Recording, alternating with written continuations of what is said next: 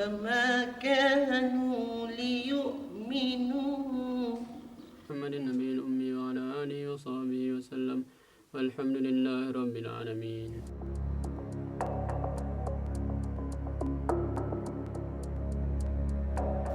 Kecekalan Nabi Yahya alaihissalam diselami dua dai.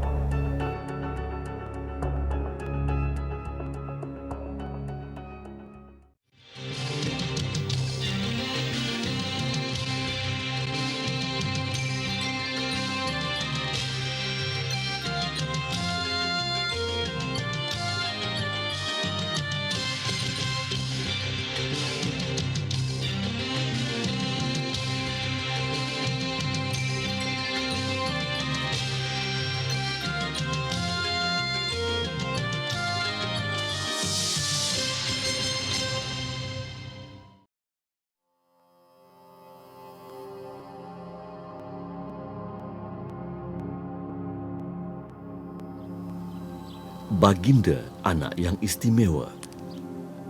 Antara mukjizat baginda dikurniakan sifat belas ihsan terhadap semua hidupan di dunia. Disebut bahawa sebelum kelahiran baginda, tiada seorang manusia pun semulianya. Baginda dihormati walau di mana baginda berada. Cekal mempertahankan keimanan walau nyawa diancam. Nabi Yahya, Rasul yang dizalimi raja yang keji.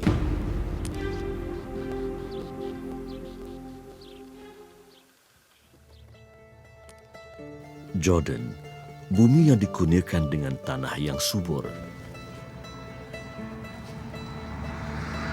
Waktu ini adalah musim memetik tomato, sayuran yang menjadi asas dalam hidangan di Jordan. Abu Ali, pemilik ladang tomato di kawasan Ashuna, bahagian selatan lembah Jordan.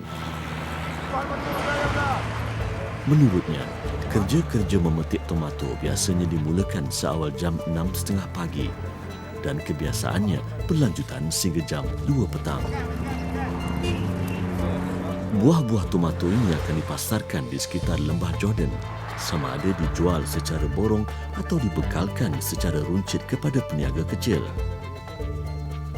Industri pertanian merupakan antara sumber utama bagi negara Jordan.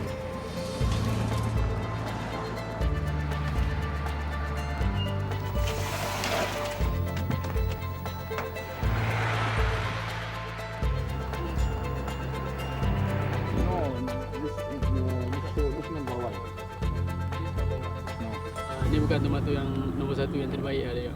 Yang nombor satu terbaik tu ada dekat Aman juga. Itulah yang saya faham juga.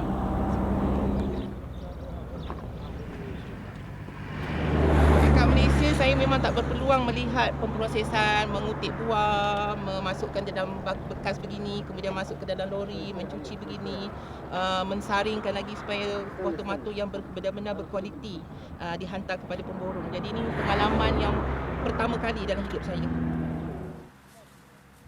Kesuburan bumi yang dinikmati penduduk Jordan ini mungkin diperolehi daripada keberkatan para anbiya dan insan soleh yang pernah hadir di bumi ini. Antaranya 7 orang pemuda yang sanggup meninggalkan kemewahan dunia demi mempertahankan akidah mereka.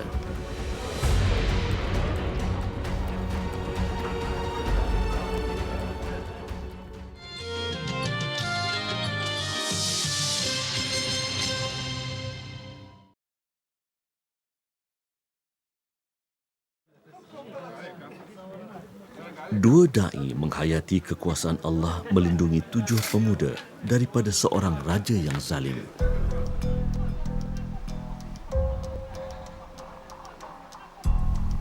Kembara dua da'i diteruskan menitip pengajaran di sebalik kejadian 7 orang pemuda yang ditidurkan setelah melarikan diri demi menyelamatkan akidah mereka.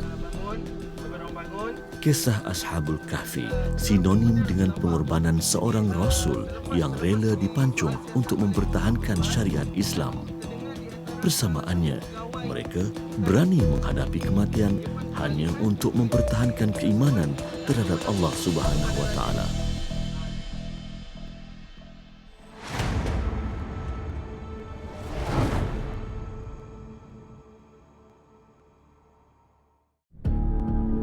Ashabul Kahfi, kisah kekuasaan Allah Subhanahu wa taala bahawa tiada perkara yang mustahil dengan keredaannya.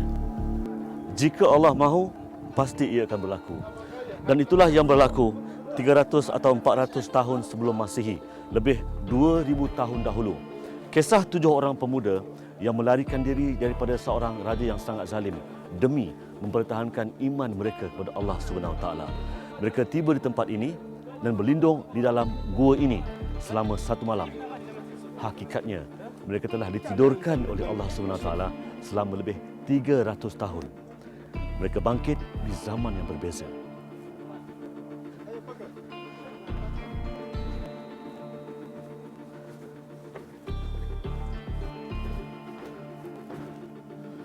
Perkara pertama yang saya rasa di saat masuk ke gua ini ialah betapa dinginnya tempat ini.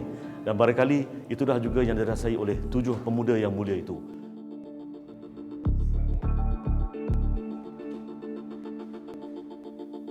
Kedua-dua orang da'i kagum dengan kebesaran Allah Subhanahu wa taala dan berada di Gua Ashabul Kahfi sesuatu yang tak mungkin dilupakan. Rasa macam sungguh-sungguh lah nak masuk tempat ni, nak tengok macam mana keadaan tempat Ashabul Kahfi duduk-dulu. Yang selalu kita dengar, selalu kita baca. Tapi alhamdulillah dapat masuk kat sini.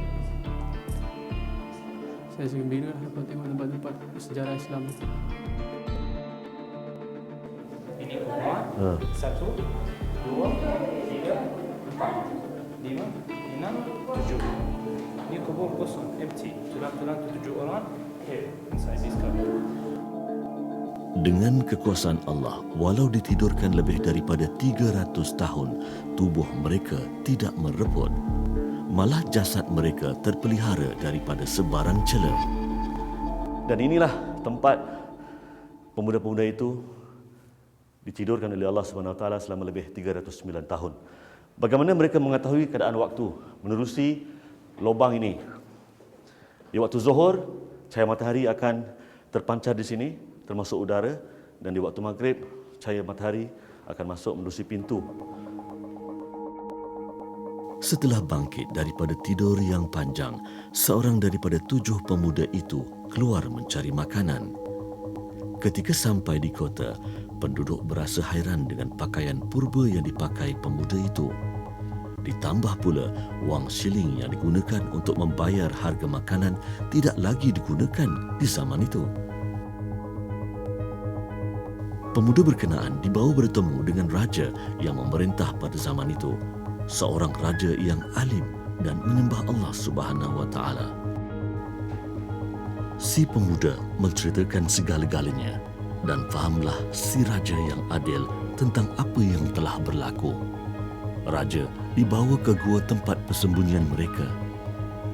Namun dengan kehendak Allah Subhanahu wa taala, sebaik tiba 7 pemuda menghembuskan nafas buat kali terakhir. Kisah Ashabul Kahfi melambangkan sifat pemurah Allah dalam menyelamatkan hamba-Nya yang taat dan kekuasaan yang Maha Esa dalam menjadikan sesuatu perkara yang mustahil pada fikiran manusia. Kisah 7 pemuda ini juga melambangkan manusia perlu percaya dan beriman akan hari kebangkitan suatu masa nanti.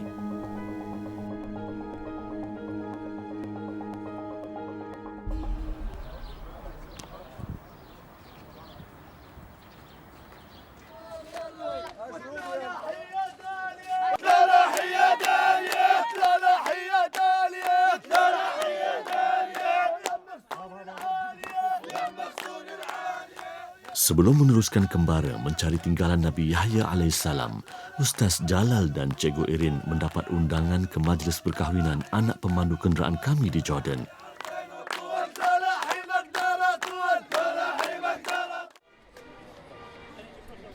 Muhammad amat berbesar hati menjemput kami memeriahkan majlis perkahwinan anak perempuan pertamanya, Layali.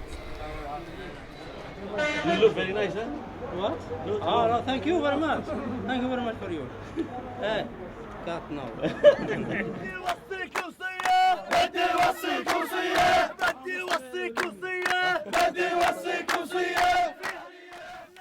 Kemeriahan sambutan perkahwinan masyarakat Jordan ternyata berbeza di sini.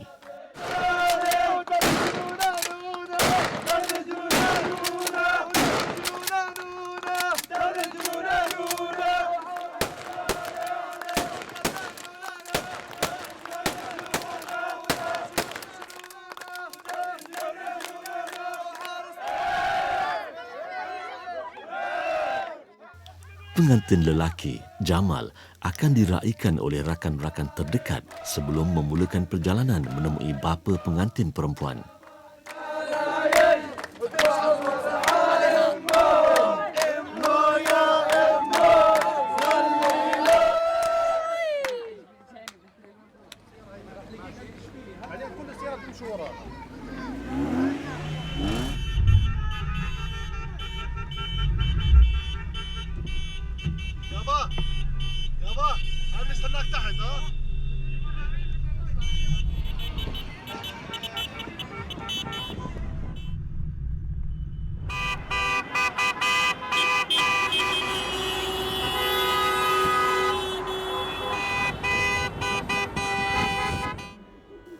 Sementara di rumah pengantin perempuan, Muhammad sudah bersedia menyambut kehadiran menantu lelakinya.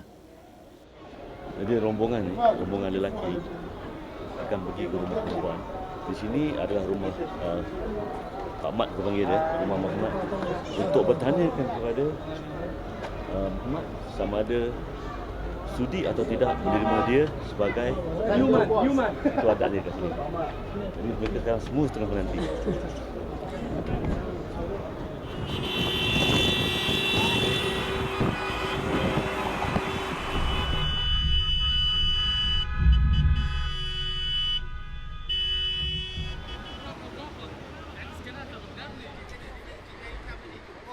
Di sini, Jamal akan meminta restu daripada bapa mertuanya sebelum membawa pengantin perempuan ke lokasi majlis keraian.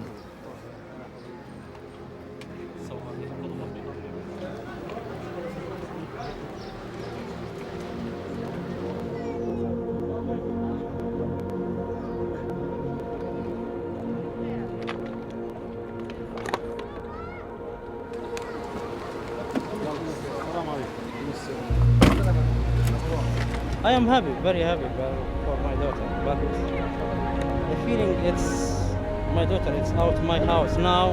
It's different for yesterday. Not easy for me and my daughter after 20 years out in my house now. Thank you, my brother. Thank you for everything.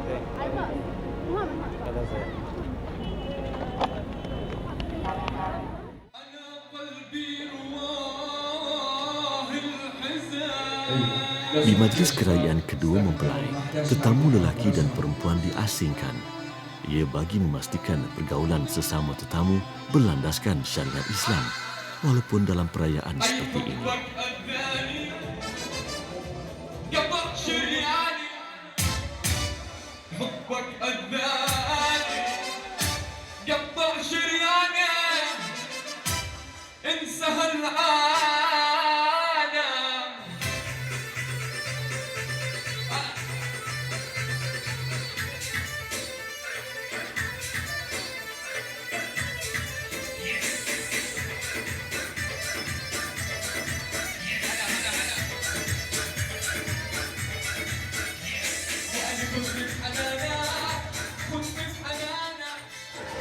Sekarang ni kita nak ucap terima kasih.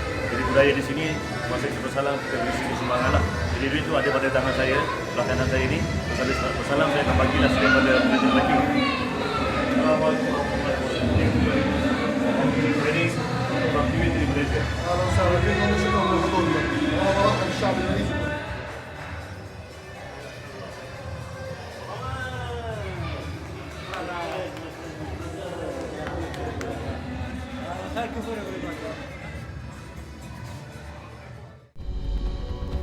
Kecekalan Nabi Yahya AS diselami dua da'i.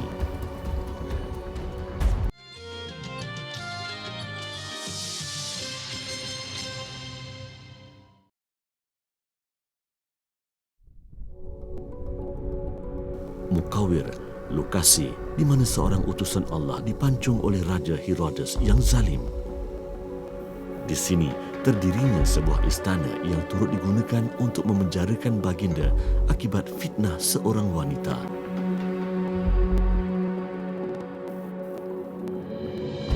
Mukawir terletak 70 km dari Amman.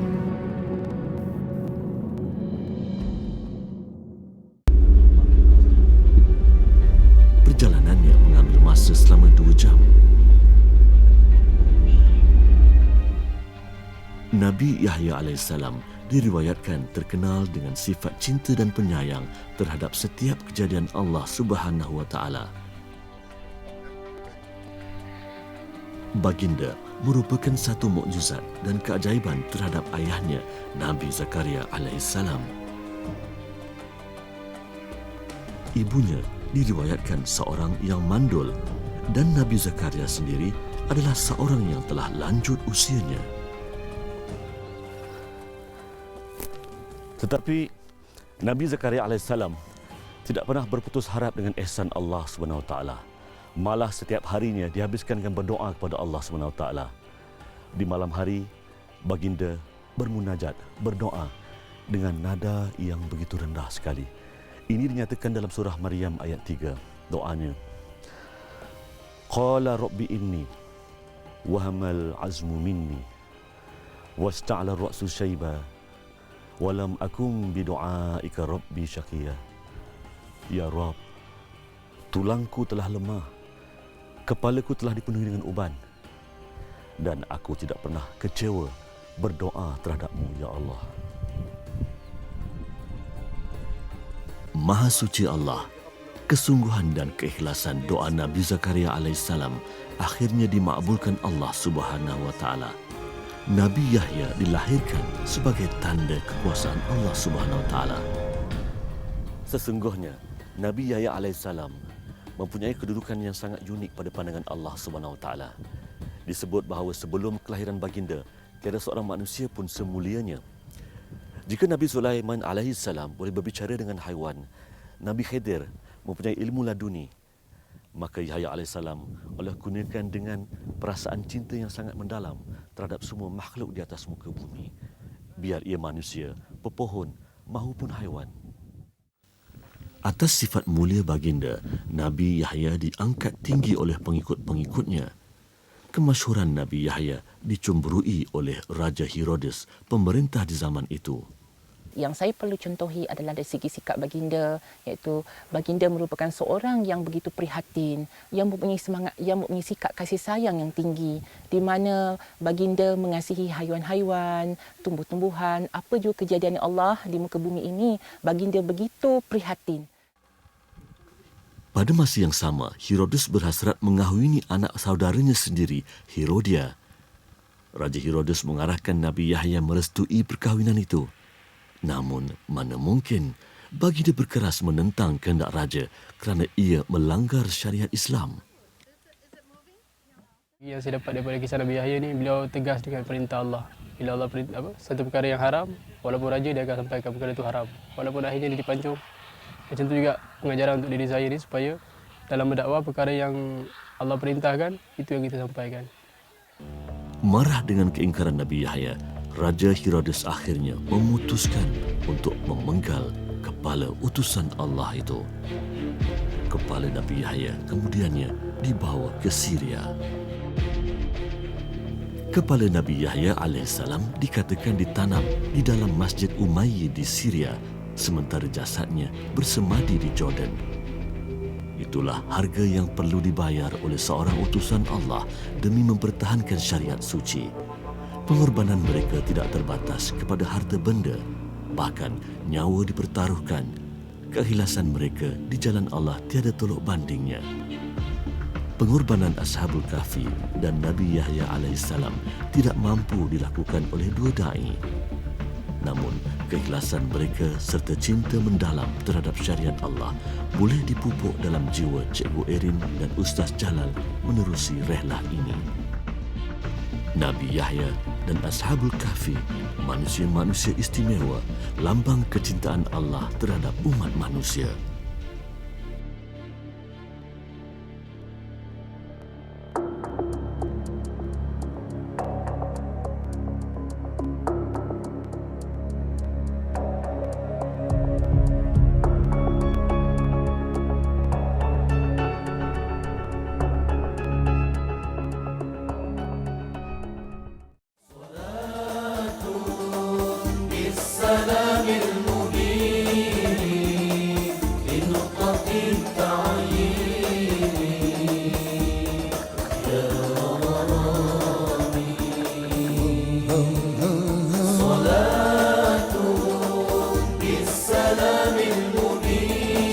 سلام سلام